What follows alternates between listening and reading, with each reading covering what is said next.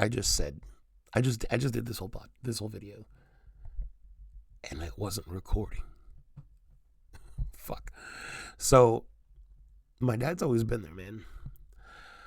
Oh man, I guess it was cathartic because I kind of went off till on the last one. So, but my dad's always been there for my sister and I. And just speaking on behalf of myself for a minute, the first 4 years of my life, like every day, I actually spent with my dad.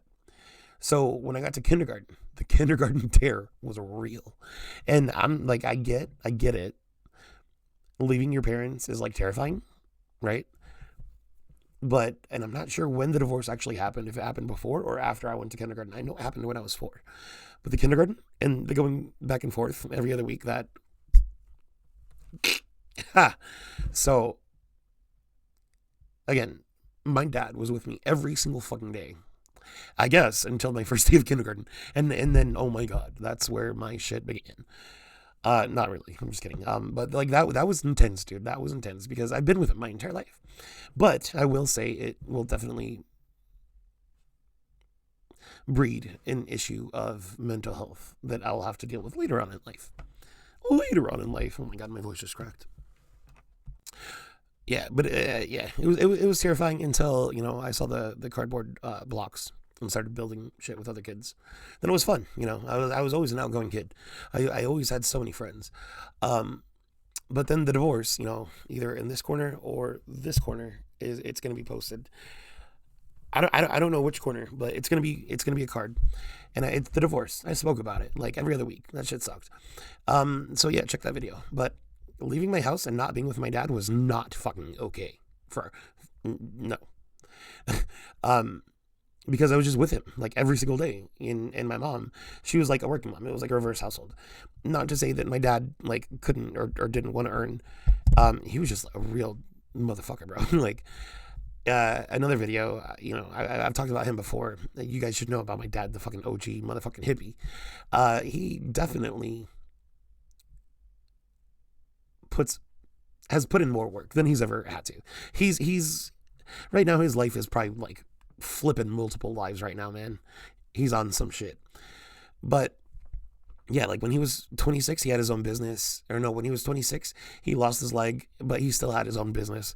And after he lost his leg, his fucking business, if you translate the money to current days, was like it's over $1 million now, man. Shit happen, life happens. But yeah, so he would then move to Florida, and you know, again, life was easy. Met my mom, and shit happened, and so the divorce.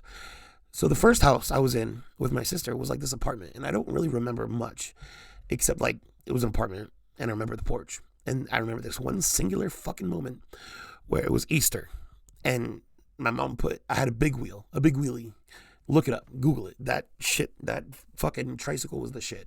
You could pop a wheelie on that bitch, and you had back wheel bars, just like my dad's wheelchair.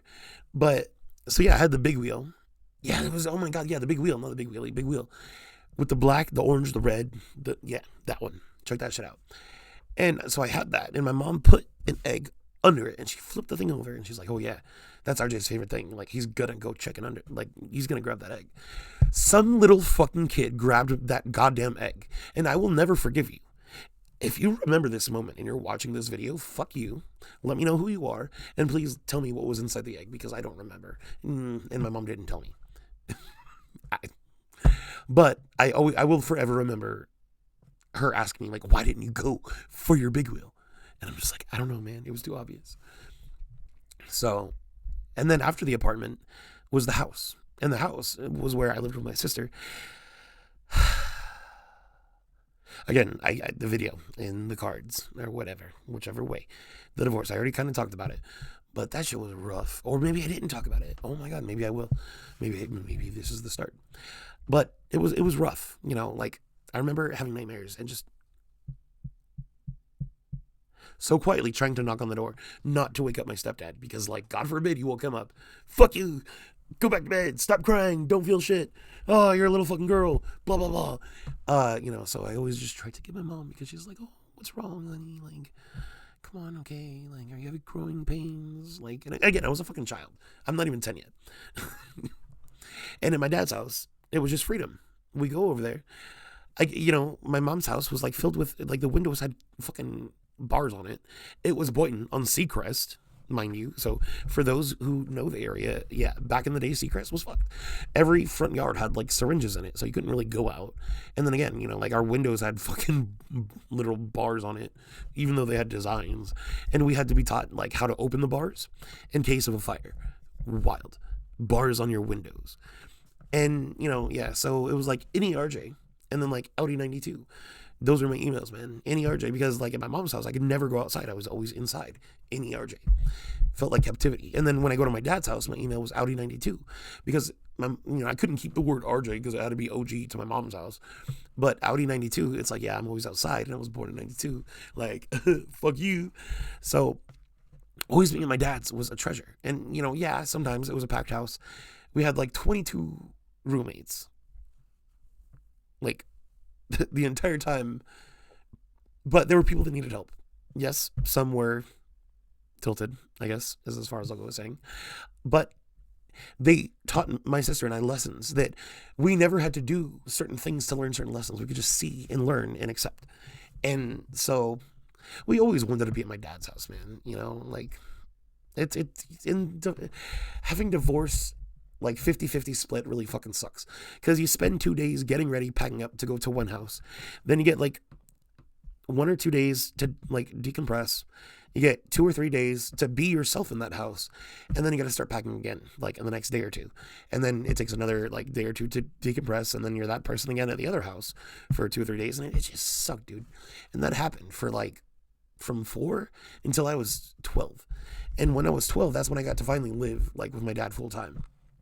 So it's just, and it's crazy because like my dad, man, he was such an inspiration. Like he for not only me, but my sister, my brother-in-law, his friends, their friends, anybody I've ever known, anybody my dad has ever touched, he is inspired and helped and contributed somehow, some way, whether if it's not anything but a good word or two. My dad's been solid. And we clash. Like we're alphas, man. Like now I'm 32 and he's 72. But we work it out. And he's my final one. Fighting that entire time during the divorce, 50-50, going back and forth. We always wanted to be back here at this house. We did it. My sister and I finally fucking did it. We got back. Until I was taken back when I was kidnapped, when I was 14, which is a whole different story. But, when I've lost my mom, even though it's been 12 years since she's died, it took me a good 9 to finally process that and accept that. It took me a good 9-10 years to accept that she was dead, and that I did a lot of shit that I really regret. And it took 9, 10, 11, 12 years, which again where we're at, to finally allow myself to be in her shoes and to accept her love and understand where she was. Because I lost her and I only have one parent left.